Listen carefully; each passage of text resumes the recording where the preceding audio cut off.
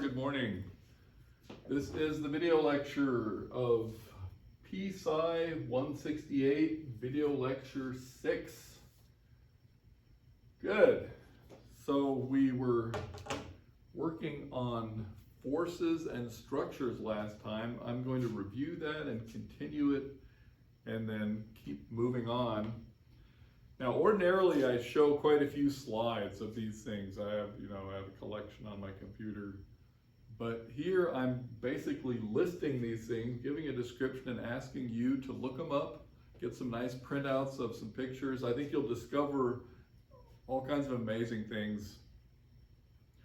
I know, for example, if you've taken an art history class before, then the history of architecture would take you through a bunch of these structures. But you wouldn't have known about vectors and forces, so this is even better. So once again, let's go ahead and talk about, we'll run through our definitions. They're going to be with us for a while.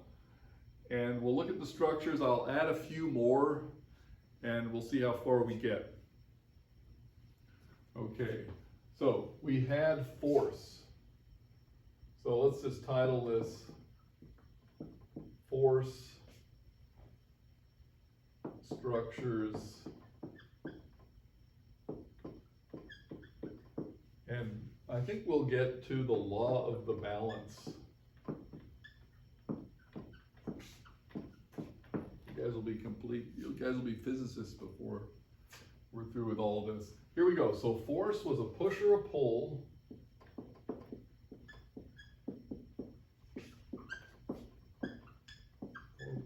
I brought various scales in last time. We used the letter F to designate a force, and we use the letter N for the unit of force, which is a Newton. And you want to compare newtons to pounds, and you know the feeling of a pound or what have you in your hand. Then we have 9.8 newtons equals 2.2 pounds. So you can use that to convert. But also a liter of water weighs about 10 newtons, 9.8 newtons. Good, so we had that. Then we had simple addition and vector addition.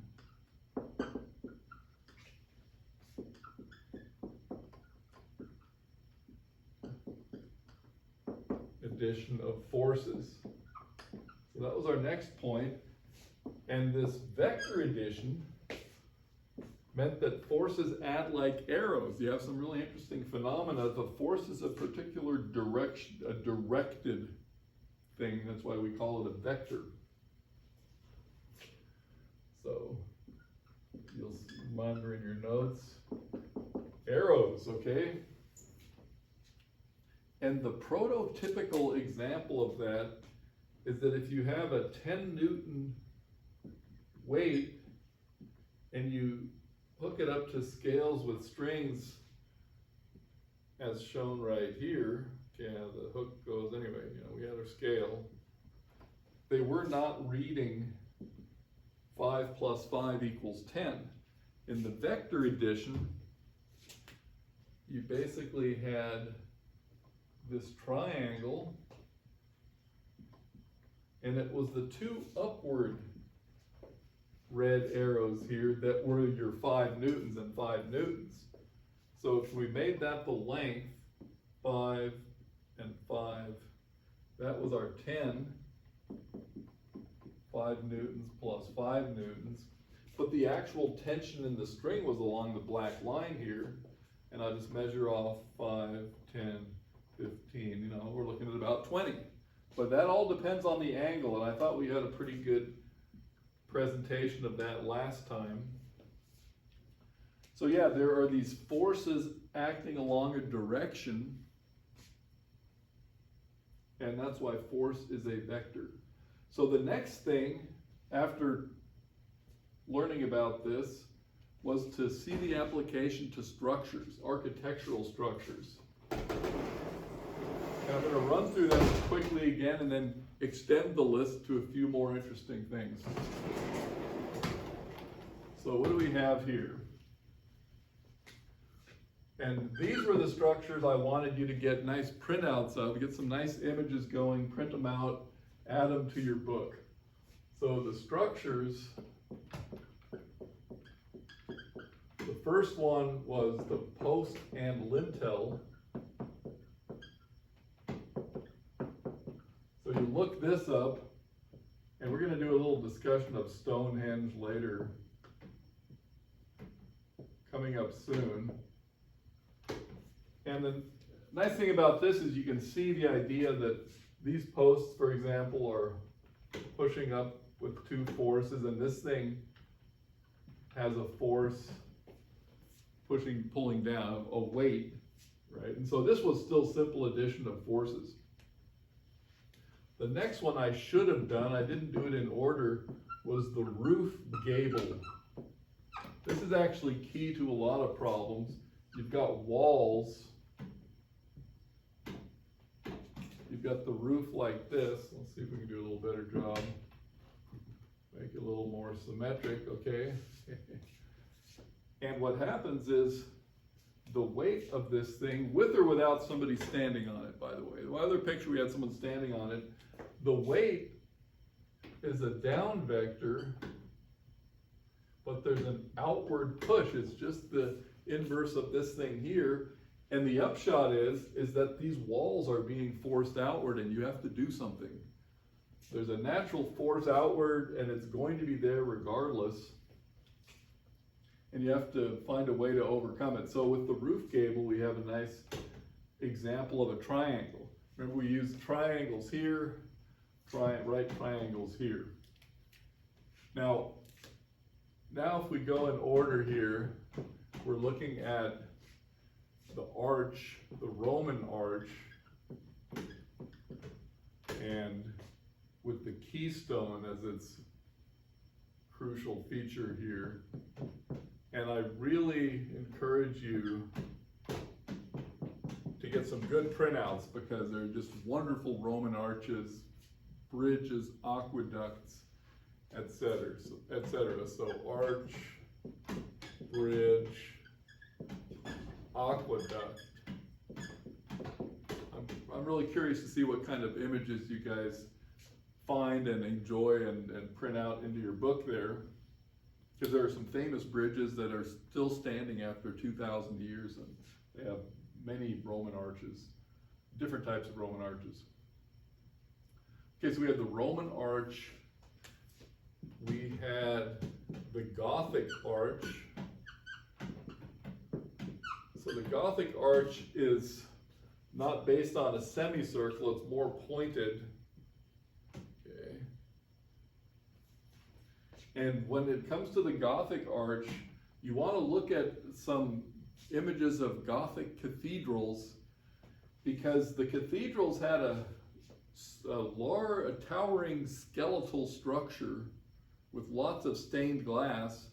And so the skeletal structure in the cathedrals and the flying buttresses that, keep it up really exemplify this vector nature of force, because they're fairly thin supporting elements.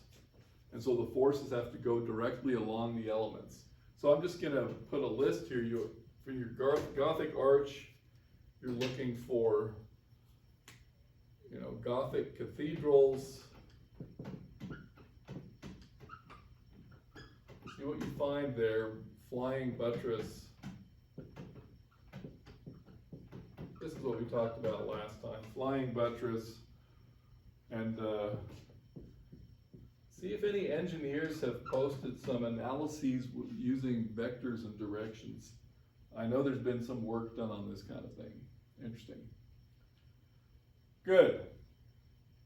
That's about as far as we had gotten, and we want to continue on with a few more really interesting structures out of architectural history. One is, am I numbering for? The Pantheon in Rome.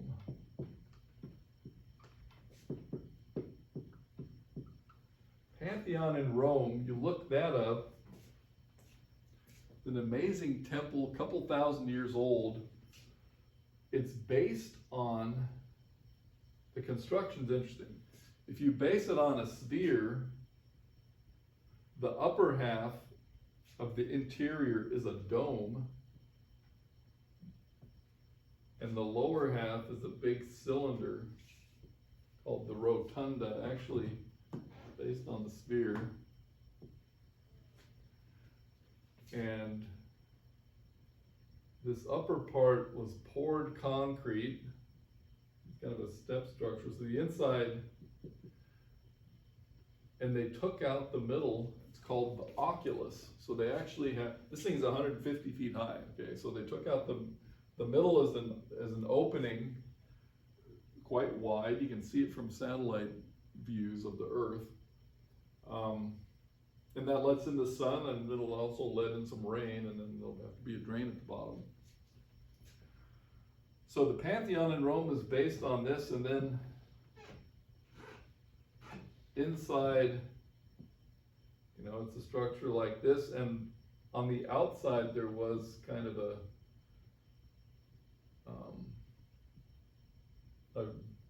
gabled roof that extends out front. I can't draw this so well with a normal kind of temple front. So go ahead and look this up. The Pantheon in Rome. My picture doesn't do it justice. But this poured concrete, 2,000 years old, some really light concrete shell, we're talking about vectors now. So you can see that the forces are directed along this direction, similar to the way the arch was, but now it's a dome. The outward thrusts out down low are overcome by just building really thick walls. Okay, so there is an outward component down here. Okay, there is an outward component. I'll just like that. But it's overcome simply by making the walls really thick. So good, you're going to look up Pantheon in Rome. Some of you may have actually visited it. I was over in Rome some time ago, a long time ago. And I've visited the Pantheon. It's just on everybody's list. Okay, so now we have these structures, and they take us, you know, through really primitive architectural history to something really sophisticated, and that's still 2,000 years old. Okay, what next? So we have this directional nature of forces, the vector nature of force. And there's a really direct application of that I'll show you next.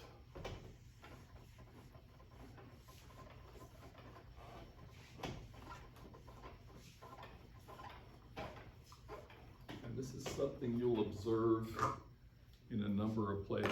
Let me, okay, before the demonstration, I'll just talk about the shape that you take a chain and it, you know, you hold it there and it adopts a certain shape, and that shape can be mathematically characterized. So I've got some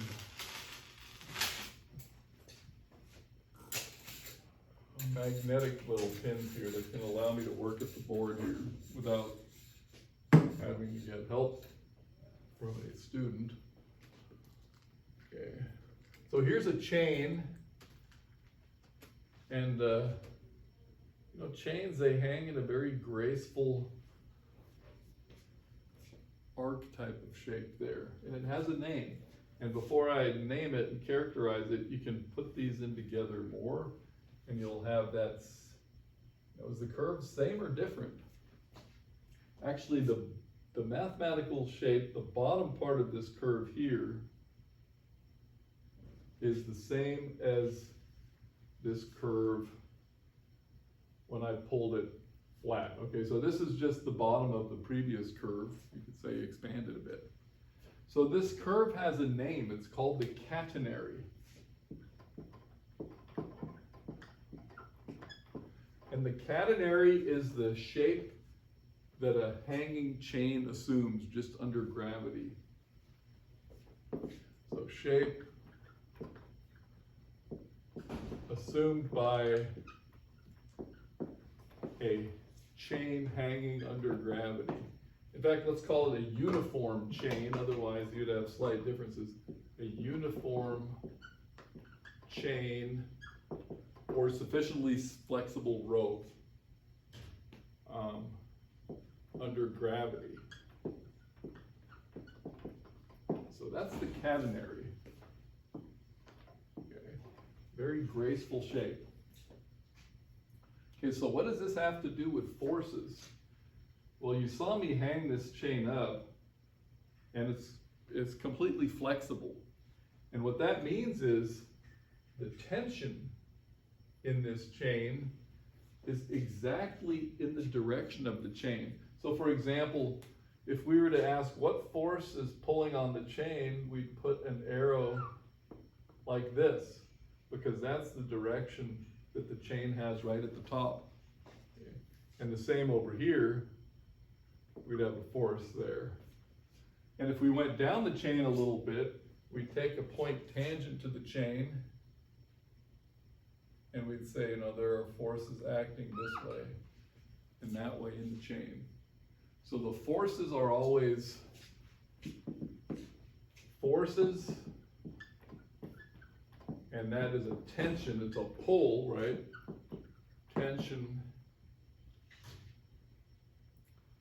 Actually, let's use singular. Force tension is tangent to the curve. And tangent means that if you hold a ruler up against it, then right, it would just have that slope right there. So tangent to the curve. And in particular, down at the bottom, it's tangent to the curve down there. That's supposed to be a flat line. So tension at any point is tangent to the curve. Good. In the curve. So that's a more advanced example of force, right? Because that direction changes at every point. It's slightly different, and yet clearly that's what it has to be, because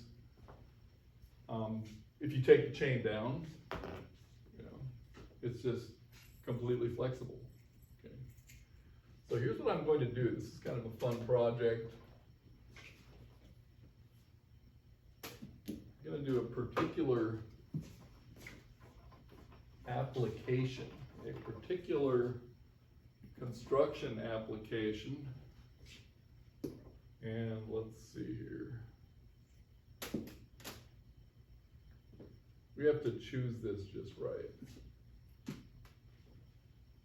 so I want these to be about at the same height, if I can see that. That's kind of a nice curve. Maybe make it dip a little more. So I'm going to attempt to draw this curve. This is where I need a student with a steady hand to come up and do this. But so we're trying to trace out this curve. Catenary is such a graceful curve, you can never do this just by hand, but if you're copying one, that should be pretty good. And now I'm going to do a construction. Underneath here, I'm going to draw a line that kind of arches down.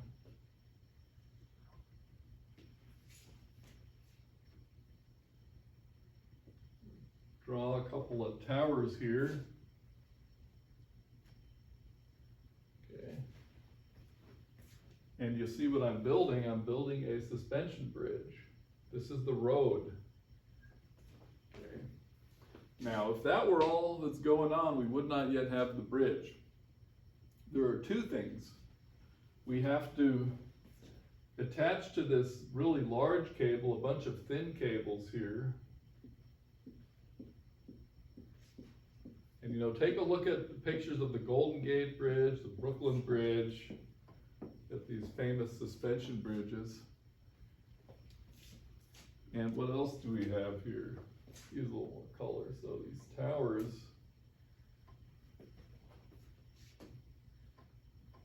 okay, there's some kind of, you know, river under here, right?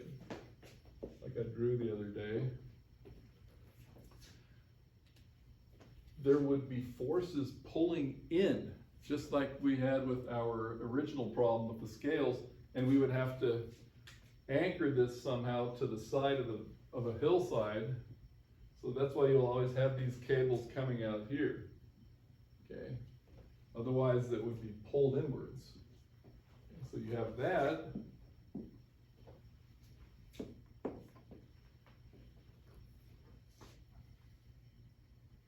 Right, and now we can remove this, and you see the principle of the suspension bridge. This giant cable here is actually carrying all the weight of the road. The road would of course buckle. It's being held up by all these vertical cables.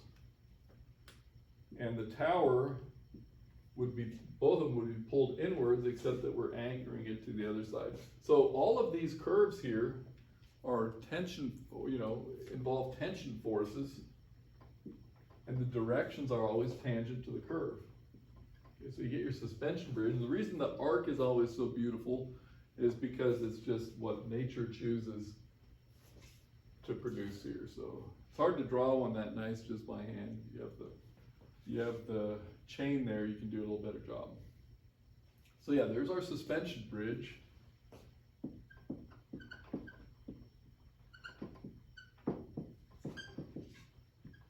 And of course you want to find some nice suspension bridges, a bridge or bridges for your book as well. And you can even analyze them, and sometimes I've done this in the past. I actually give some forces and then people draw arrows and analyze what the tension is going to be. But right now I just want you to find some good suspension bridges for your notes as well, or a good suspension bridge. So there is another application. Am I still numbering these things? Kind of ran out of the numbering. There's another great application that I want to do.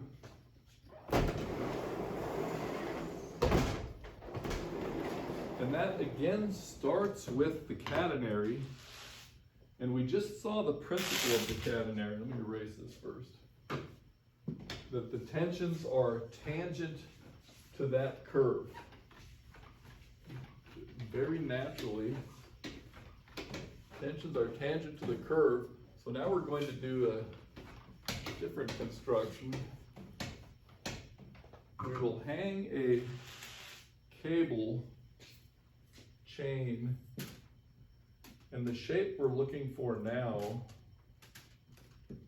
is about like this. I'm not going to trace this out, but you'll understand the argument immediately. Okay. The tensions are tangent to that shape, beautiful shape, okay? Tensions are tangent. So suppose we took a curve, some material, and gave it this exact shape. And that material is rigid, okay? Metal, wood. So we build a structure of that shape that's not flexible, and we take it and we invert it. We set it like that.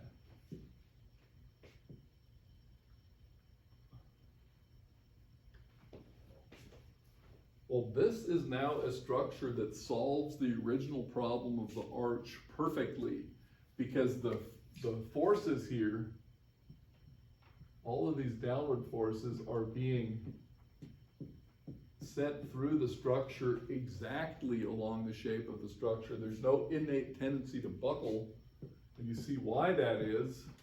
So this arch is an inverted catenary. So arch, inverted catenary. And there's a very famous one, the Gateway Arch in St. Louis. So you definitely want to get a picture of the Gateway Arch. Maybe you've been there. I've had a student who's been there before. I haven't been there yet. But that's why they were able to choose that structure and make it work so well. The closer you are to a true catenary, the thinner you're allowed to make the structure. Always got to be careful not to make it too thin. But the forces are being transmitted, just with mathematical precision right down the shape and then eventually down to the ground. So our inverted catenary, that's our last really interesting architectural structure.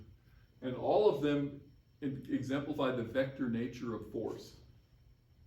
Okay, so we're going to continue with forces in this semester, and we won't always be concerned with the vector nature, but you know, this little section is too good to pass up. So get as many images as you want of all of these different structures. And if you want to, you know, you can sketch out analyses and vectors and so forth right on the image. And if you look them up, you may find analyses that have been done. So, you know, forces and vectors for these architectural elements. If you look that up, you may find some nice ready-made images that give some of these infos. Okay, let's see how we're doing for time. Yes, we're doing fine. Okay, take this down.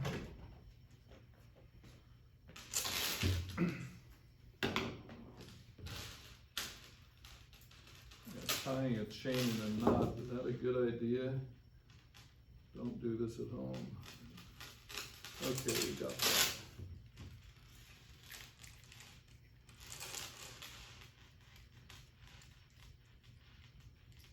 And good, I'll deal with this one later. Yeah, let's see, we'll send this one up.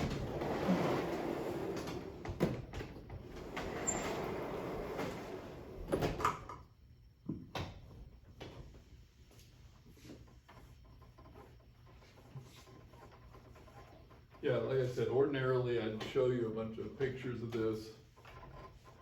One fun thing to do is to fly around in the satellite view on Google Earth, or just get Google Satellite View. If you go over the city of Rome in Italy and you know where to look, you actually find the oculus of the Pantheon. So you're looking at the city from above, and there really is this dome there with what looks like a black hole, perfectly circular. That's actually the oculus, the eye of the Pantheon. So yeah, you can discover and investigate a lot of this architecture with these means. Now I'm going to move into a little more before we, let's see, what's our, yeah. We made it through the St. Louis Arch. So the next thing is the law of the balance.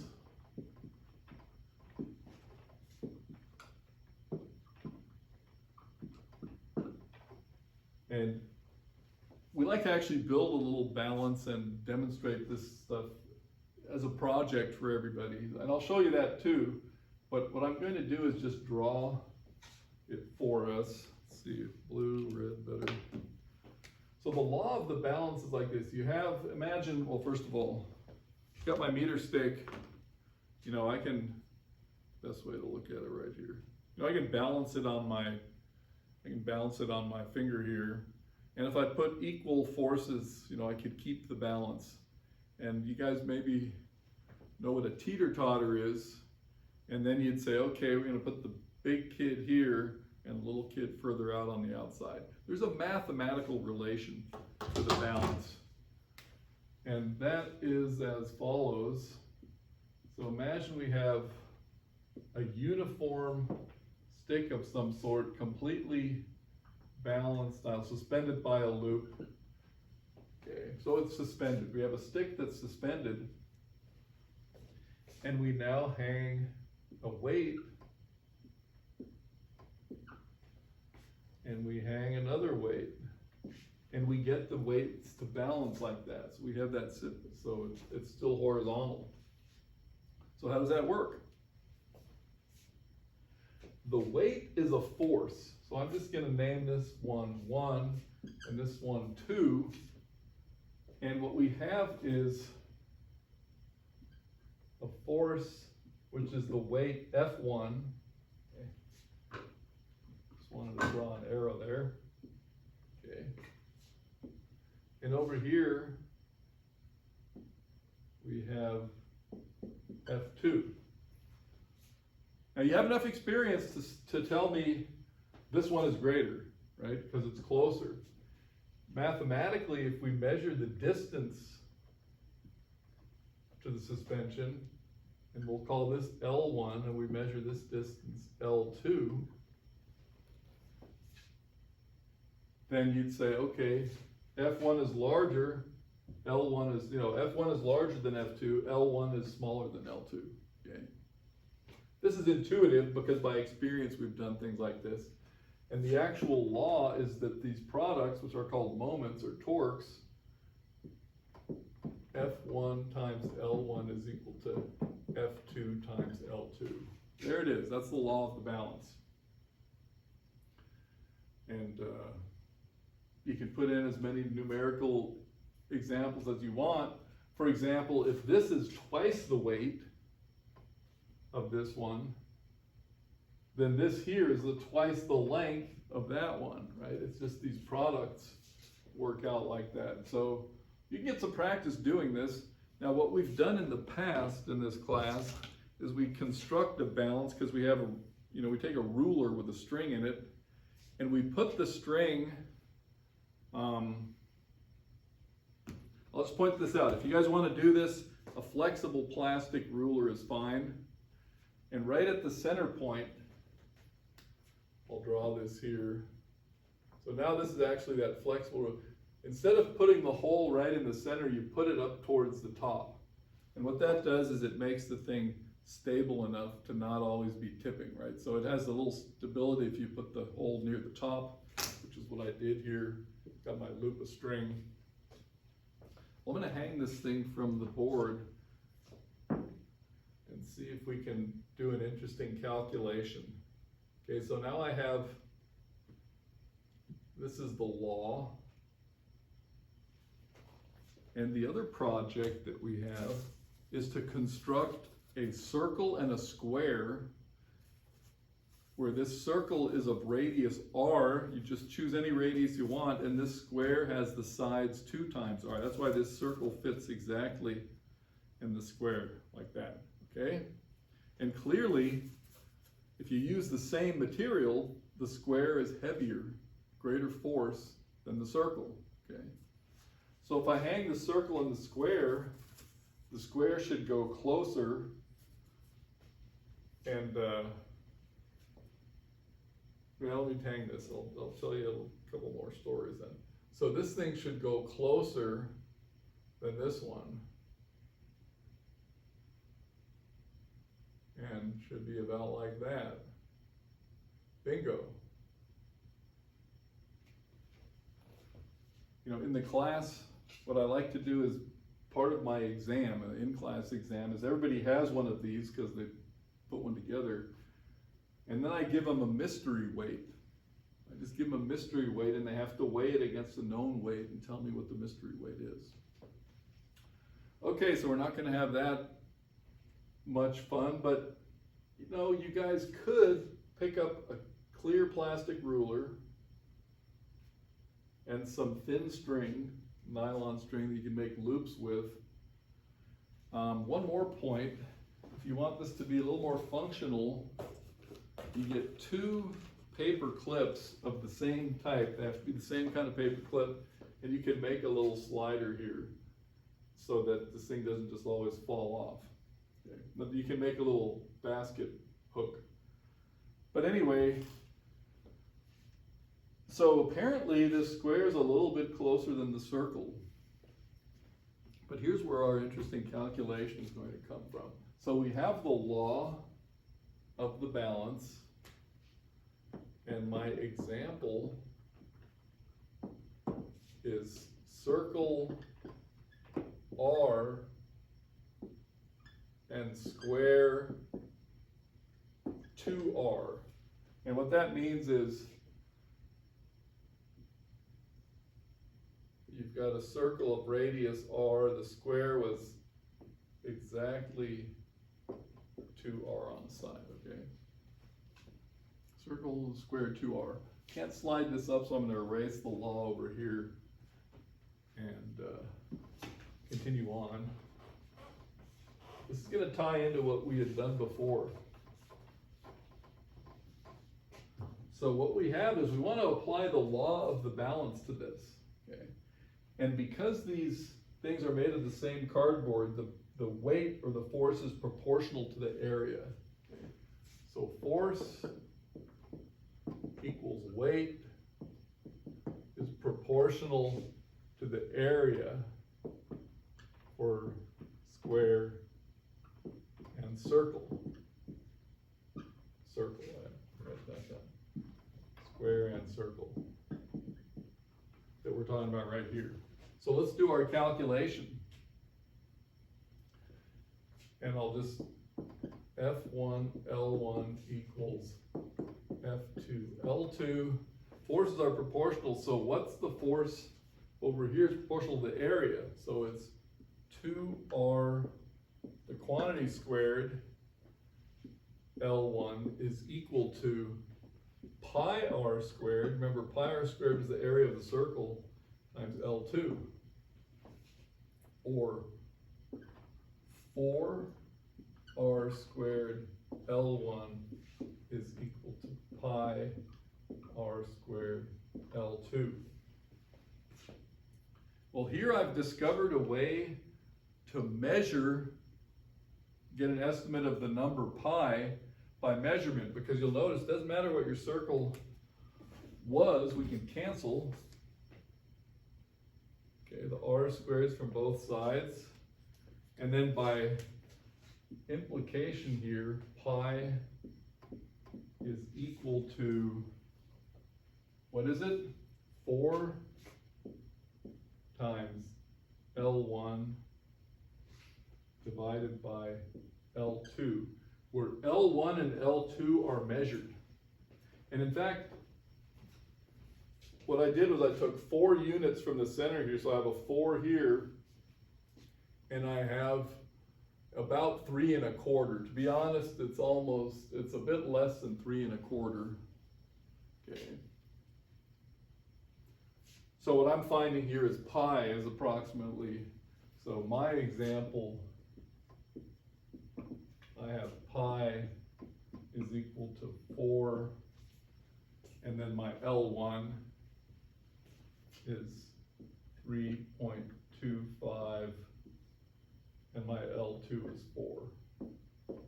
So I measured pi here with my very crude system to be about 3.25.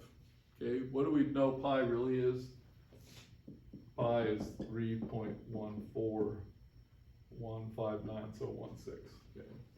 So we're off a little bit, but we're not off by that much. Okay, so I just brought this application because we need the law of the balance. We need to know it. It's not difficult. And here's a kind of a clever application of it with some of these things we had been talking about earlier. Okay, I think I'm going to leave it at that. We are, with the law of the balance, we're ready to do leverage and moving right into, yeah, we're getting close to energy. So I'm going to, when I post this, I'll also post an interesting short 5-10 minute video about leverage, interesting application of leverage and balances. But I'll talk about it in the next lecture. Okay, good. See you later.